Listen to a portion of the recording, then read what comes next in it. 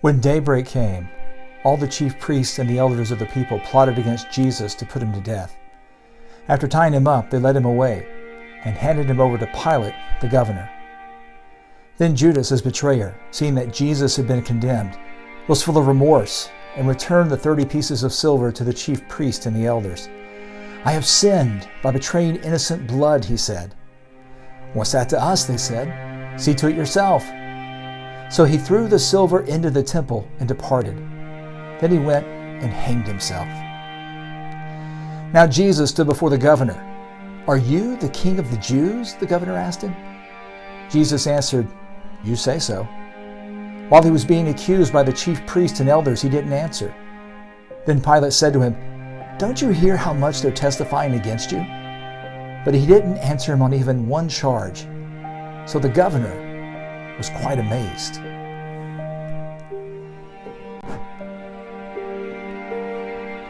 At the festival, the governor's custom was to release to the crowd a prisoner they wanted. At that time, they had a notorious prisoner called Barabbas. So when they'd gathered together, Pilate said to them, "Who is it you want me to release for you, Barabbas or Jesus, who is called Christ?" For he knew it was because of envy they had handed him over.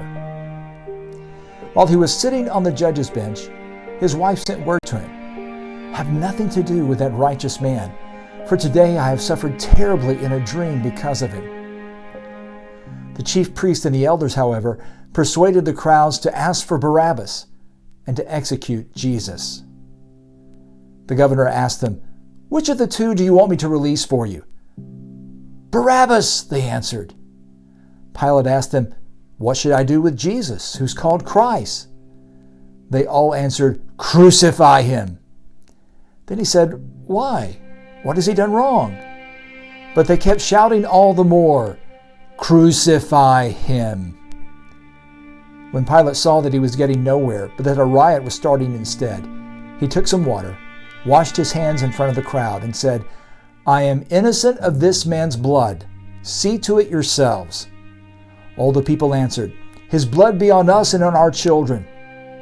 Then he released Barabbas to them, and after having Jesus flogged, handed him over to be crucified.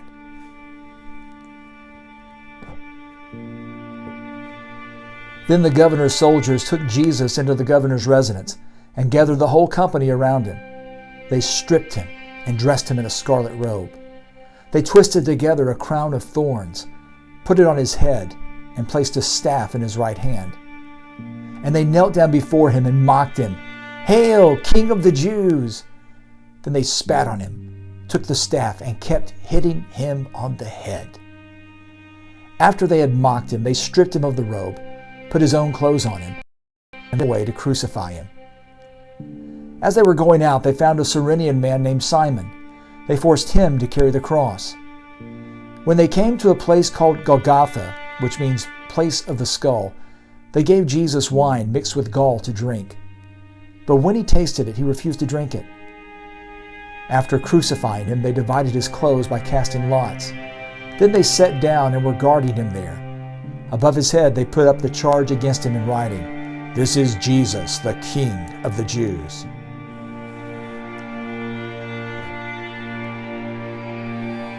Then 2 criminals were crucified with him, one on the right and one on the left. Those who passed by were yelling insults at him, shaking their heads, saying, "You who would destroy the temple and rebuild it in 3 days, save yourself. If you are the Son of God, come down from the cross." In the same way, the chief priests and the scribes and elders mocked him and said, "He saved others, but he can't save himself. He's the King of Israel. Let him come down from the cross. Then we'll believe in him. He trusts in God. Let God rescue him now, if he takes pleasure in him." For he had said, "I am the Son of God." In the same way, even the criminals who were crucified with him taunted him.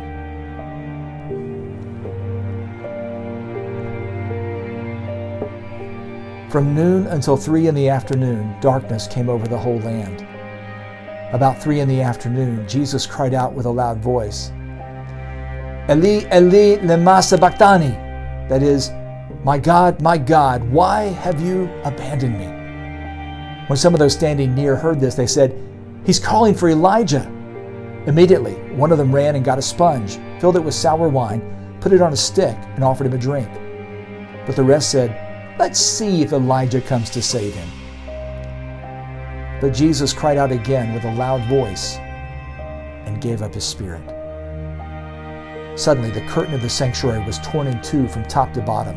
The earth quaked, the rocks were split, the tombs were also opened, and many bodies of the saints who had fallen asleep were raised. And they came out of the tombs after his resurrection and entered the holy city and appeared to many. When the centurion and those with him who were keeping watch over Jesus saw the earthquake and the things that had happened, they were terrified and said, "Truly, this man was the Son of God."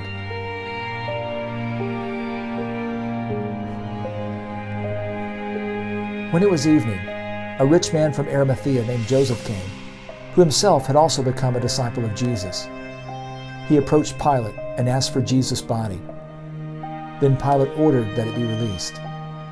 So Joseph took the body, wrapped it in clean, fine linen, and placed it in his new tomb, which he had cut into the rock. He left after rolling a great stone against the entrance of the tomb. Mary Magdalene and the other Mary were seated there, facing the tomb.